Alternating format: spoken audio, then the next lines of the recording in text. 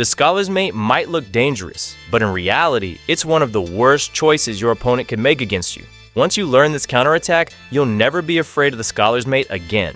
In fact, you'll start hoping your opponent plays it. Philip here. Welcome back to our chess channel. White starts with pawn to e4. You reply with e5, and then comes queen to h5. The pawn on e5 looks like it's hanging, and a lot of players already feel uncomfortable in this position. But the secret is simple. You should defend it without rushing by playing knight to c6 and developing a piece. Then your opponent plays bishop to c4, aiming straight at the weak spot on f7. The plan is obvious. They want you to fall for the bait and play knight to f6 to attack the queen. But that's exactly the mistake that leads to the scholar's mate. Instead, there's a resource that shuts down the whole idea. You play pawn to g6, and suddenly the mating threat disappears. The scholar's mate is neutralized, but there's still a hidden detail in this defense, and I'll reveal it once we reach another critical position. Now, the pawn is safe, and there's no immediate danger. The queen drops back to f3, and the situation repeats itself. Once again, it looks like mate is coming, and that's the moment when you can finally play knight to f6. That knight only works now. Earlier, it would have been suicidal. The reason why will become clear once we compare this line to the slower one many players still insist on playing. And it's not over yet. The database shows that most white players keep pushing with aggressive moves. One of the most common is advancing the pawn to g4, getting ready for g5 to kick your knight away. And if you follow the natural path with bishop to g7, you fall right into the trap. g5, the knight is kicked, and then mate happens. This pattern matters. The attack looks like it works on the flank, but the real answer is still in the center, and that's what's going to be clear in the next continuation. So how do you deal with a flank pawn attack? The best way to punish a flank attack is through the center, and that's exactly what you're going to do with knight to d4. This brings back the same pattern we saw earlier. The attack seems to come from the flank, but the decisive response is always in the center.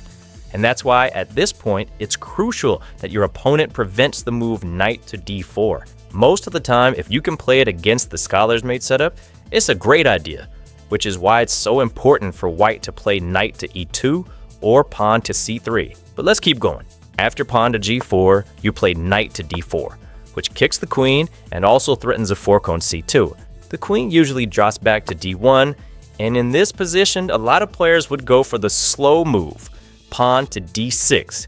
And this is where the hidden detail from the first defense finally shows up. Slow moves like d6 only look like they work, but the difference becomes clear once you compare it to the direct response. Why do I call it slow?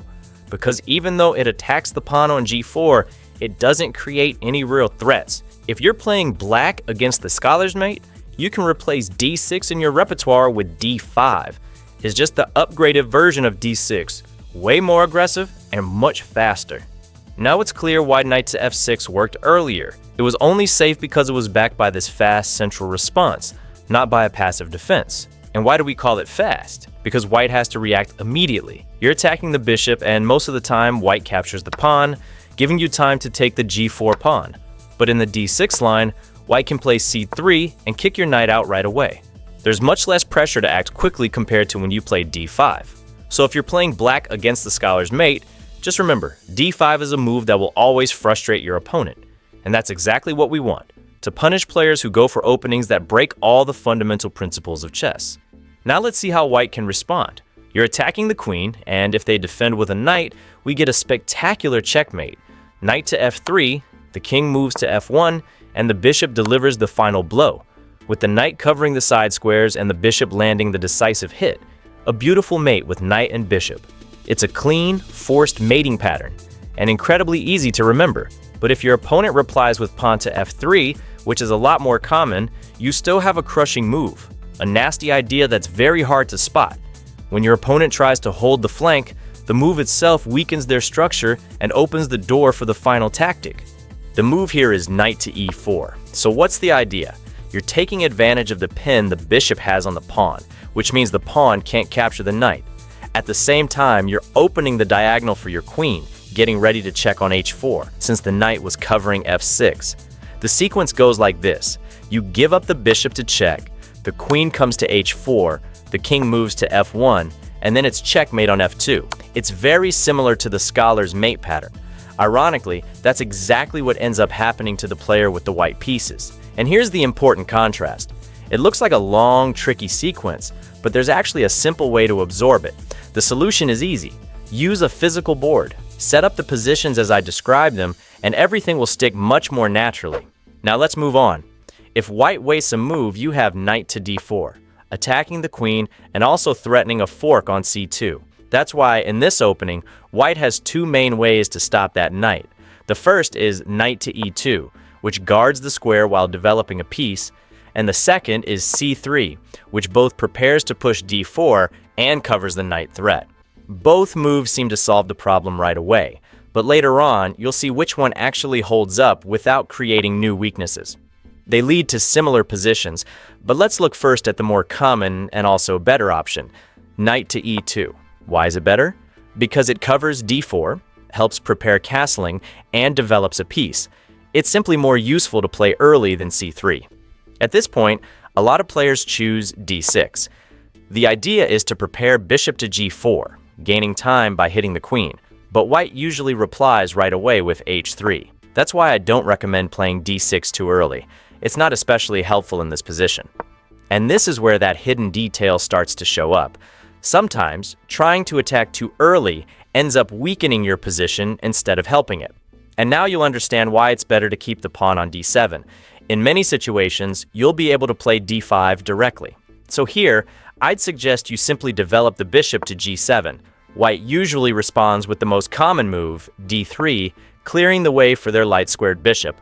Another common move here is d6, but I don't recommend it because later on there's a line where d5 becomes incredibly strong. So here, you just castle. You've already seen d5 being set up earlier, and now you'll understand why it's so much stronger than d6. The strongest move white has in this position, and one that's usually played at higher levels, is to develop the knight to c3. But what many beginners or amateur players like to do is go for a pin on the knight on f6 with bishop to g5. And that's a mistake, because here, you can immediately play h6 and force white to take your knight, giving up the bishop pair. And that's a valuable point. You turn white's attempt to attack into a long-term positional advantage. You can recapture with the bishop or the queen. Either way is fine. If you recapture with the queen, you force a queen trade, and white's attacking chances disappear. But in either case, you'll keep the bishop pair on the board. And what's very common here is bishop to h4, and then you trap it with g5, forcing it back to g3. Now you have this beautiful shot, d5, opening up the position and taking full advantage of the fact that white's king is still in the center. This is the moment that ties everything together. d6 was slow, but here d5 strikes with full force and punishes immediately. And now you might be thinking, wait, but d5 is defended by the bishop, the pawn, and the queen, and I only have two pieces supporting that square. Am I really just giving up a pawn after e takes d5? Actually, no, because you have this brilliant in-between move, bishop to g4, hitting your opponent's queen. That in-between move is a little tactical gem. It looks like you're losing material, but in reality, it opens the door to seizing the initiative. There's no square where the queen can go that still defends the pawn on d5, so the only move is queen to e3, and now you can either calmly recapture the pawn or go for the sharper, more precise knight to d4. This move comes with a huge threat, a fork. If your opponent gets greedy and grabs another pawn, they lose the queen on the spot. So most likely, they'll take your knight. You recapture with the pawn, then they take with the queen. At this point, you're down 2 pawns, you sacrifice material, but your position is significantly better. You're fully developed, your opponent's queen is in the line of fire of your bishop in an X-ray attack, and their king is still stuck in the center. That's the fascinating part. Even down 2 pawns, your piece activity more than makes up for it. This kind of initiative is what actually decides games. After rook to e8 with check, the king has to move, and no matter where it goes, they're in trouble. If it steps to d2, you have a discovered check that wins the queen.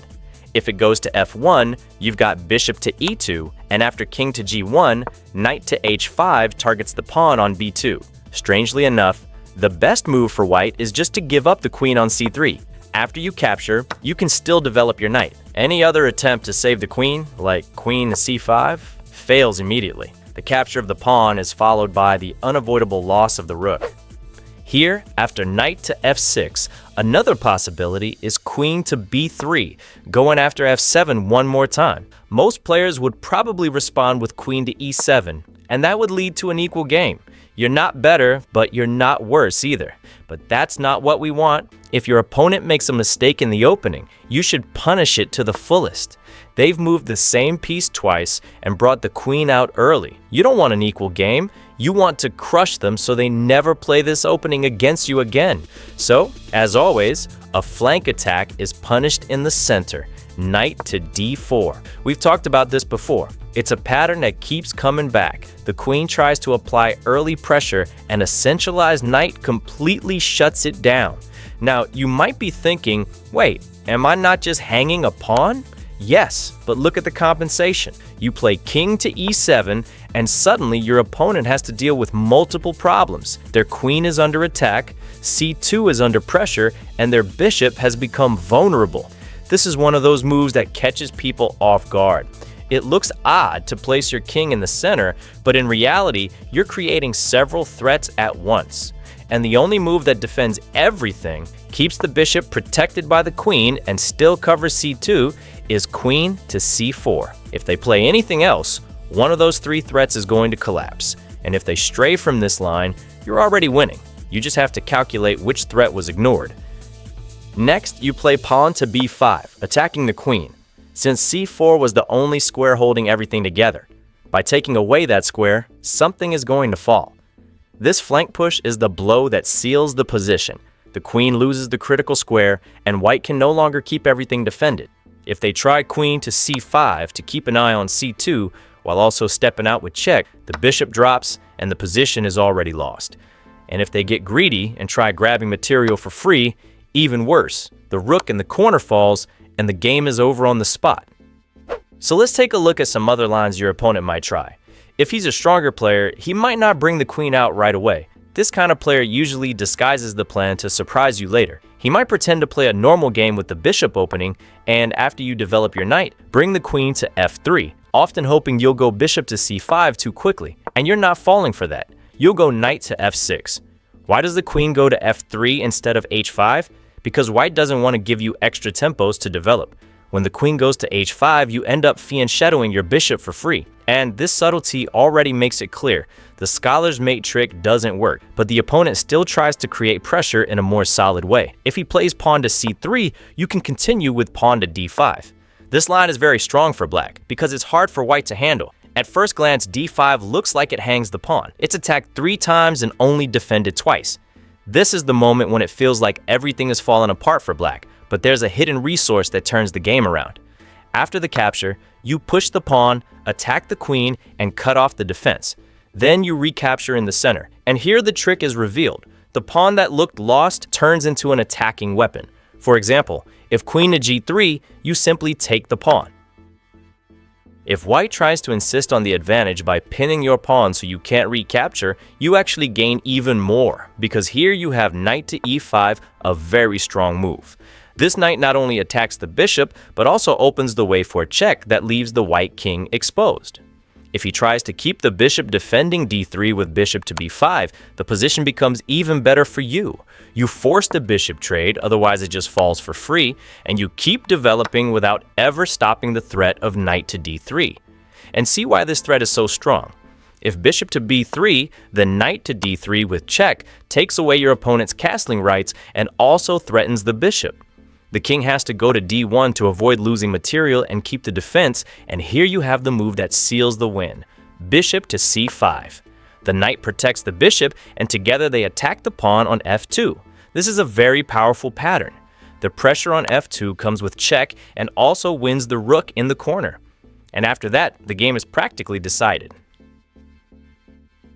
Another line is white playing pawn to d3, developing the bishop and trying to build long-term pressure with a slower attack. But as we've seen, whenever the opponent doesn't cover the d4 square, you can put your knight there and get the advantage. Then the queen goes back to d1, and you play the move that's been present in every line so far, pawn to d5. And this is where everything we've seen so far is confirmed. In any Scholar's Mate line, d5 shows up as the strongest response to take the center. After going over this so many times, I hope you've already understood that d5 is a very strong move for black against the Scholar's Mate. Here the pawn takes on d5, but this time there's no trick. You simply recapture, end up with two strong knights in the center, and white has no attack at all. If they try to chase the knight and still go for the Scholar's Mate again, and yes, it's funny, but it happens, they're attacking the knight twice, going for the same mate a second time in the game, hoping you'll retreat. But here, you just play the simple bishop to e6. You gain more central control, there's no attack happening, bishop to e6 holds everything, and on top of that, you improve the position of your pieces. And if white insists on continuing with the little trick, like knight to h3 to bring the piece to g5 and renew the threat against the bishop, you shut everything down with pawn to h6, and the position becomes very favorable for you. There's even a trap here. If white castles, pawn to g5 traps the knight because g4 is an unstoppable threat and the knight on h3 has no squares. The continuation is pretty interesting. White plays queen to h5, pinning your pawn and hoping you'll blunder. The idea is to bring the knight to g5 and you can't capture because the pawn is pinned. But you simply kick the queen, it goes back to e2 and the knight is trapped. This is the final twist. White's last attempt at an attack ends in self-destruction. Later on, you can still castle queenside and you'll be the one attacking. So after resisting the Scholar's Mate, it's not just that you survived, now you're the one taking the initiative. Now let's look at another variation, the line where white plays c3. This position has been seen many times and maybe you've even fallen into it yourself. Here the plan is the same. You play bishop to g7, white goes pawn to d3 to free the bishop for the same pin, you castle, and white plays bishop to g5. The pattern repeats. It looks like the pin will be annoying, but you answer with h6. If they trade, you're happy to make the exchange. So the bishop goes back, you play g5, and the bishop retreats to g3. In this position, it's the same story. You play d5, white captures with e takes d5, and then comes your intermediate move, bishop to g4. And this detail is what changes everything. The bishop comes into play attacking the queen, and suddenly the initiative shifts to you. The only difference here is that you can't play knight to d4 because c3 has already covered that square. So what do? You capture the pawn on d5 and you still end up much better because besides recovering the material, you do it while gaining time on the queen. And if the bishop captures, in addition to being ahead in development, you also get the bishop pair. And the bishop pair, in this position, completely shuts down any attacking ideas from white. And that's it, guys. If you didn't know how to deal with the Scholar's Mate before, now you do. And you might even start hoping your opponent tries it against you. If you enjoyed this tip, make sure to hit the like button and subscribe so you don't miss the upcoming videos. But here's the thing, all of this only really counts if you calculate like a pro. What's the point of stopping the attack if in the next game you just play on autopilot and give away the advantage? That's why I'm leaving a video that walks you through a step-by-step calculation method, one that massively boosts the accuracy of your decisions and puts you ahead of 99% of your opponents. Click on the screen before you leave, or else these same tactical patterns will keep catching you. See you next time.